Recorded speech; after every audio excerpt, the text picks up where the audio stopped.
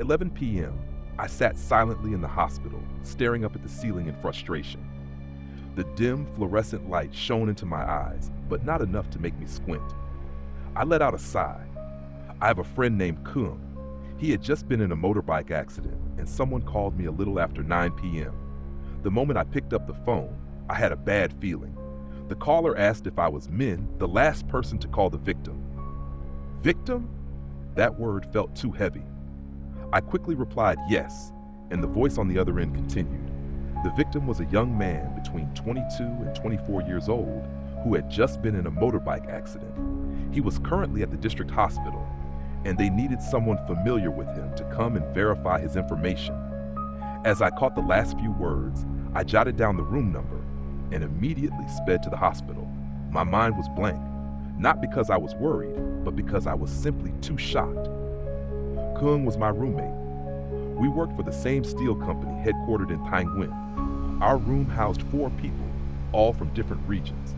We had been living together for 8 or 9 months. Everyone knew what kind of person Kung was. Just like his name, he was tall and strong, but not in a rough way. He had a naive, goofy side, often getting teased by the local ethnic girls who would drop by our place. One thing about him was clear: he never got into fights. He was careful, never drank too much, never smoked in front of women, never sped or drove recklessly, especially at night. He was known for being cautious, yet Kung still got into an accident. That afternoon, he had taken his motorbike to give a girl from work a ride back to her village. Around 8 p.m., I called him to ask if he could stop by the convenience store and grab a pack of cigarettes for us. He told me he was having dinner at the girl's house. I thought to myself, lucky you. Maybe her parents like you. Becoming a son-in-law in the mountains wouldn't be so bad, huh? I laughed at the thought. Then, after 9 p.m., he got into an accident. He must have run into trouble on his way back. When I arrived at the hospital, the first thing I did was rush to the front desk and ask the nurse where the motorbike accident patient in room 301 was. She kindly directed me, 3rd floor, 1st room on the left. Since it was late at night, the hospital was eerily quiet. On the entire 3rd floor, only 2 rooms had their lights on, room 301 and another one at the end of the hall. I pushed open the door and was immediately hit by an eerie chill from inside the room. Then came the sharp, metallic scent, a mix of blood and antiseptic. Finally, I saw a friendly smile from the nurse checking on Kung. She wasn't particularly beautiful, but her smile was warm, at least more pleasant to look at than the person lying in bed. "Are you the patient's relative?" the nurse asked. "Yes, I'm his friend," I replied. "He just received 11 stitches in his left leg. His injuries are not serious.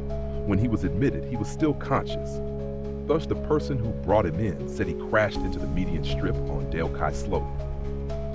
"Besides the 11 stitches, does he have any other injuries?" I asked. "No injuries to the head or face. His left arm is scraped from skidding on the road, and a metal fragment pierced his leg. Other than that, just minor scratches, nothing too concerning." "I see. So is he asleep now?" "We gave him an anesthetic injection and put him on an IV.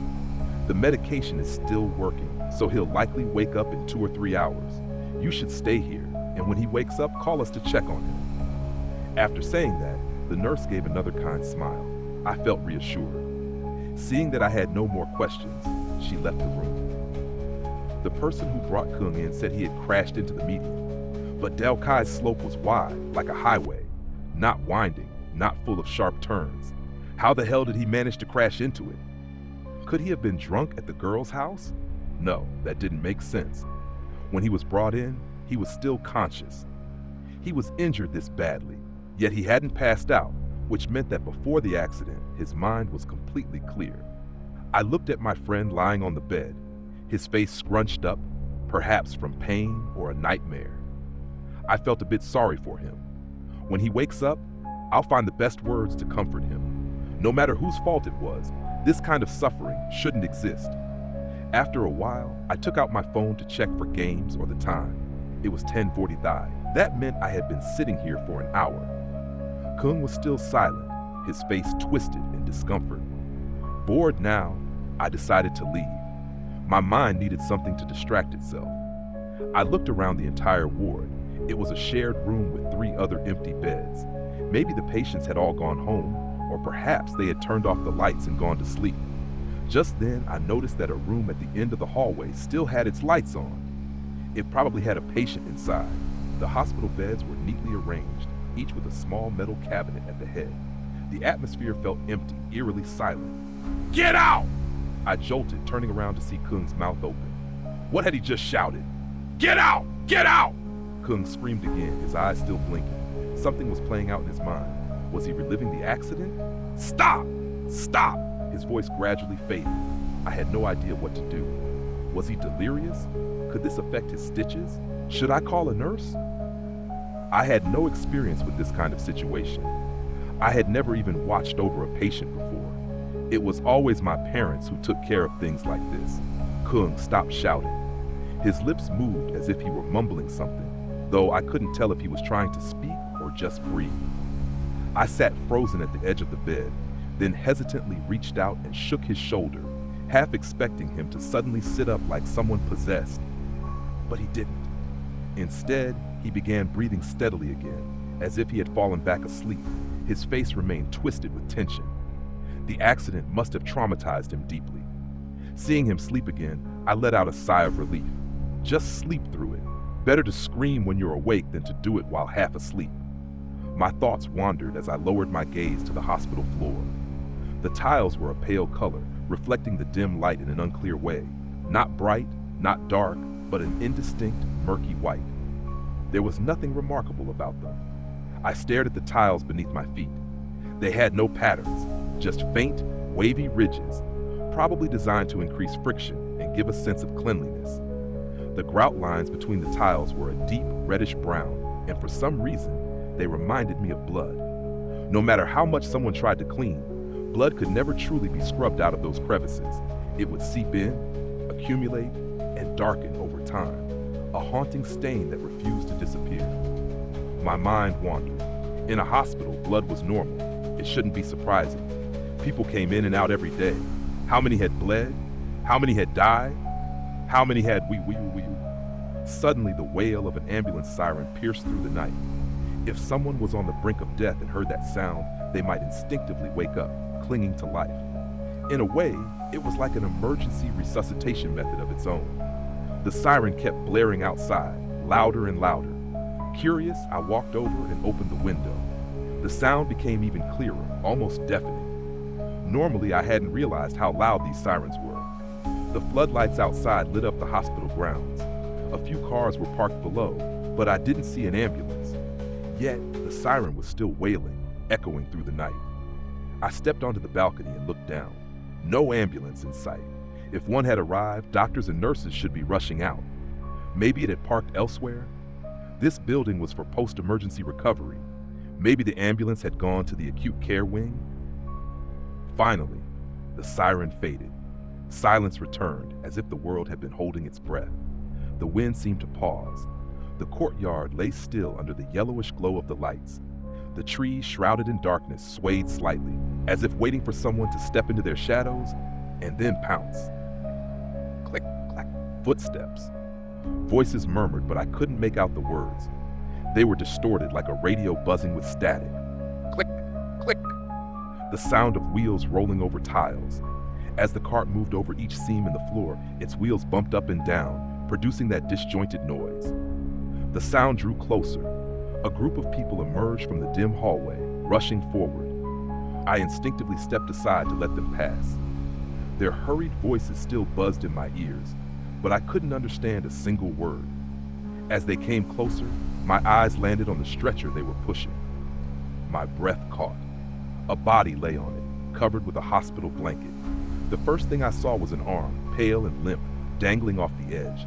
Blood seeped from the hand, staining the fabric before dripping onto the floor.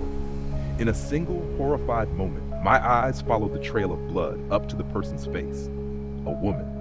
Her hair clung to her pale skin. Her face was partially obscured, but what I could see was clear enough. Blood loss had turned her skin an eerie gray, her lips drained of color, and her eyes, wide open, staring. I froze. Those two empty black sockets, those deep hollow eyes were staring directly at me. She lay there, unmoving, but her gaze was locked onto mine. Through the tangled strands of her hair, through the blur of rushing doctors, she fixated on me, those lifeless eyes refusing to let go. I gripped the doorframe tightly, suddenly afraid that those eyes, those two endless voids, would pull me in. I could almost feel an unseen force reaching out, trying to drag me toward her. My legs felt as if they would move on their own. No, those eyes, black pits, empty and consuming, belonged to a corpse, and they wanted to swallow me whole. Clatter! A group of people rushed past, running in a hurry. It was as if they didn't see me standing by the hallway. They just kept running toward the end. There, a room was still lit. The door swung open, and the group hurriedly pushed a stretcher inside. Creak! The door closed on its own. Everything around me instantly fell into an eerie silence. They had passed in just a blink, and I hadn't managed to see any of their faces clearly. Not a single one of those doctors or nurses. I hadn't even caught a word of what they were saying. It all blurred together like an old film reel. The only thing I could see now was the long trail of blood left by the stretcher's wheels, leading into the room at the end of the hallway. Clack! I jolted awake, my hands flailing, my body lurching forward. It turned out I was still sitting on the chair. My vision was hazy, and the fluorescent light beamed straight into my eyes, forcing me to shut them tight. It was a nightmare. It had to be. Damn it. In all my life, despite witnessing countless accidents and watching tons of horror movies, I had never dreamed of something this terrifying. At some point, I had dozed off in the chair without realizing it. That dreamlike yet vividly real sensation left me bewildered. It felt as if it had just happened before my very eyes. The blaring ambulance siren, the squeaky wheels rolling over the tiles, the muffled voices, and those two piercing eyes staring straight at me. Was that really a dream? Could anyone dream with such clarity? Without thinking, I buried my face in my hands, trying to shake it off. It was just a dream. Just a dream. Then, I suddenly remembered when I woke up, there had been a loud thud. Something had fallen. After a moment of thought, I realized it was my phone. I must have been holding it while I slept and accidentally dropped it. I lowered my head to look for it. Luckily, it had only fallen right at my feet within easy reach. Drip, water? Did someone spill something? Or was Kung awake?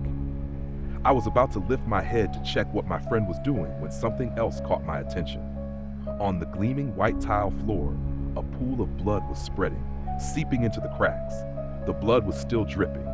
Drip, drip. It was coming from Kung's bed. I snapped my head up in shock. An arm dangled over the edge of the bed.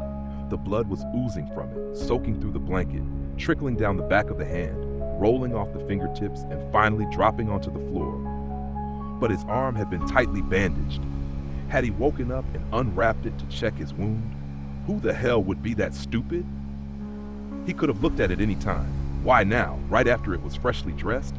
I cursed him under my breath, annoyed, and got up to scold him. But the moment I looked at his face, my entire body froze. Kung's eyes were wide open. His pupils were dilated, so much so that his eyes were nothing but the dark, hollow voids, and those black, empty sockets were locked onto me. His pupils didn't move. I couldn't breathe. My chest tightened. I stood there, completely paralyzed. Why was he staring at me like that? Those lifeless eyes, unblinking, drilled into me with an unfathomable hatred, a deep, burning malice that felt as if it wanted to rip everything out of me. A bone-chilling coldness spread from his stare into mine, then shot through my nerves straight to my brain. And in that moment, her face flashed before my mind's eye. Those icy black eyes, they were hers. It was her. Or was I still dreaming? Somebody, wake me up. Somebody, please close those eyes.